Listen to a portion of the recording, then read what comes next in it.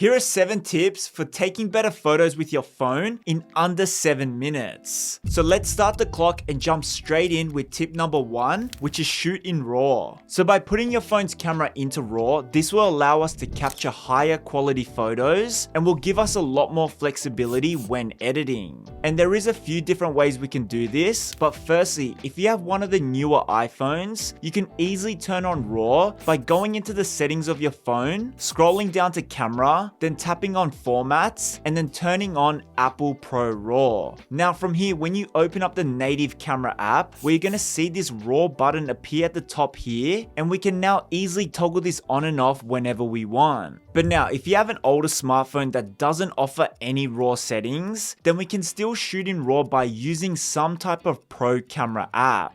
So my 2 favorite options are the free Lightroom mobile app or the Moment camera app. But for this demonstration, I'll just use the free Lightroom app. So once you have the app downloaded, we're going to tap on this blue camera icon in the bottom right here. And now this will open up the camera feature. But to turn on RAW, we're going to tap on this JPEG tab here and then toggle this switch to DNG. Now from here, we can take RAW photos directly in the Lightroom mobile app. Alright, now moving on to tip number 2, and that is use reflections. So something I love to do when out shooting is capturing reflection shots, and we can achieve reflections by placing our cameras up to reflective surfaces, so things like windows or puddles of water. And this is something I do all the time with my bigger mirrorless camera, but because of the build and design of these larger cameras, there are times where I can't place the camera as close to the reflection as I want. But with our phones and how they're designed, we are able to get the lens a lot closer to the reflective surface, which then leads to an even better reflection. And a pro tip I recommend is to flip your phone so the camera can be a lot closer to the reflection, and then you can use the volume buttons on the side of your phone to actually take the photo. Also, if you mix this with the ultra wide angle lens on most of the newer smartphones, you're going to be able to capture some really eye-catching photos. But now, continuing on with the topic of lenses, the next tip for better smartphone photos is focal lengths and lenses. So depending on which smartphone you have, you may or may not have access to different lenses. So for example, I use the iPhone 12 Pro Max, and this phone comes with 3 different lenses built into the camera. So personally for me, I don't need to buy any additional lenses, but my previous iPhone only had the one standard wide angle lens. So when I was using that phone, I invested into some clip-on lenses that I bought off Amazon. And these clip-on lenses allowed me a bit more variety in my shots. With that being said, there are cheaper options out there, but just be cautious because the cheaper lenses can sometimes not fit around your lens properly, causing this vignette to appear in your shots. But now, with all the gear stuff out the way, how can we use all these different lenses to take better photos? And well, by having access to multiple lenses, we are able to capture a variety of shots when we are out shooting. So for example, I personally like to shoot at least one ultra wide angle shot, one tight shot, and one detail shot of every location I go to, because on platforms like Instagram, we are able to post carousels, which are a series of photos placed into one post. And by capturing a mix of different angles and focal lengths of a certain location, we are able to showcase and tell a more rounded story through our photos. But now moving on to tip number 4, and that is composition. So if you've done any research about photography, you've probably heard of composition before, but simply put, composition is the way you place the elements inside your photo. And personally, this was something I really sucked at when I first started photography, and as you can see in some of my older photos, my horizons were crooked and I wasn't paying attention to my backgrounds, so it looked like things were coming out of my subject's head, and as we can see, not good compositions.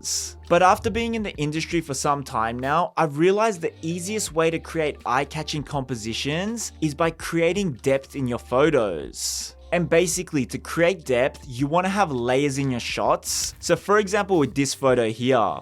So instead of just taking a standard portrait photo, I position my camera in front of these cherry blossom branches to help add this foreground element to my photo. And with these three elements of the background, subject, and foreground, I've easily created a three-dimensional photo. Another example will be this photo that I took of Mount Fuji. So instead of just getting a normal photo of Mount Fuji on its own, I placed these autumn leaves in front of my lens. And just by adding a foreground element, I was not only able to capture a creative shot, but I was also able to add depth to my photo. And I do have a full video that goes more into depth about different compositions I personally use, which I have linked below, but some of my favorites to use when shooting with my phone are leading lines, framing, symmetry, shaping light, and lookups. With that being said, a pro tip I highly recommend is turning on your grid lines on your phone, because this will help you compose your shots when out in the field. But now moving on to the last tip for better smartphone photos, and that is clean your lenses. And I know this one is a no-brainer, but I've seen so many people take photos that look washed out and hazy because of marks and fingerprints covering their smartphone camera. And you need to understand that our phones live in our pockets, and it's very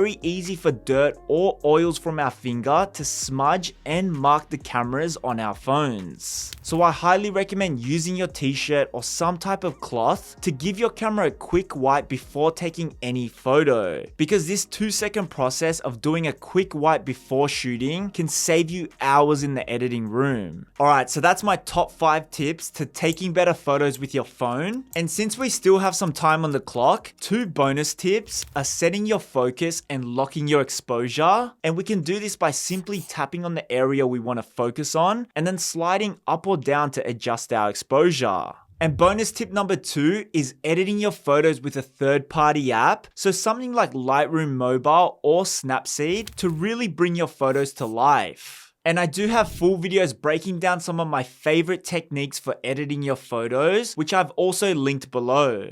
But if you want to learn more about smartphone photography, then we are only scratching the surface of what is inside of my new Smartphone Creator Pro course. And this course currently consists of over 80 step-by-step training videos covering everything you need to know to shoot and edit professional looking photos and videos, all with just your smartphone. On top of all the educational content, we are also including a bunch of digital assets, such as my personal preset packs that I've used to edit photos for some of the biggest brands in the world, easy to use templates to showcase your work in a more creative way, smartphone wallpapers, raw photos that you can use to practice your editing with, cheat sheets to help you remember key components while you're out shooting, and so much more. So if you're wanting to 10x your smartphone content in just 10 days, you can hit the link in the description below to learn more about Smartphone Creator Pro. But now, I appreciate you for making it this far in the video. If you found some value from it, hit the like and subscribe button on your way out, and I'll see you in the next one.